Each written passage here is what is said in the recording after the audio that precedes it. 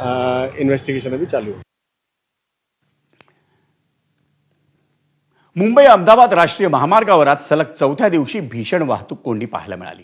ठाणे घोडबंदर मार्गावर गायमुख घाट परिसरात रस्ता दुरुस्तीचं काम सुरू असल्यानं घोडबंदर रोड आणि मुंबई अहमदाबाद महामार्गावर गेले 3 दिवसांपासून वाहतूक कोंडी होत होती। पण गायमुख घाट परिसरातलं दुरुस्तीचं काम आज सकाळी पूर्ण झालं, तरीही आज संध्याकाळी 7 वाजल्यानंतरही गुजरातहून मुंबईच्या दिशेने जाणाऱ्या लेनवर प्रचंड वाहतूक कोंडी पाहायला मिळाली। दरम्यान मुंबई अहमदाबाद राष्ट्रीय महामार्गावरच्या वाहतूक कोंडीचा मोठा फटका हा खाजगी आणि सार्वजनिक वाहनांना बसला। मंगळवारी तर तब्बल 500हून अधिक विद्यार्थ्यांना या वाहतूक कोंडीचा प्रचंड त्रास सहन करावा लागला। 8 तासांच्या प्रतीक्षेनंतर या विद्यार्थ्यांना अखेर रेस्क्यू करण्यात आलं।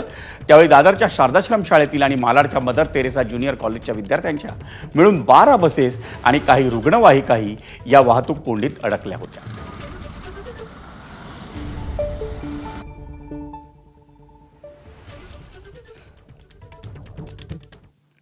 मुंबई अहमदाबाद महामार्गावरच्या वाहतूक कोंडीचा काल मोठा फटका हा सहलीला गेलेल्या मुंबईच्या विद्यार्थ्यांना बसला।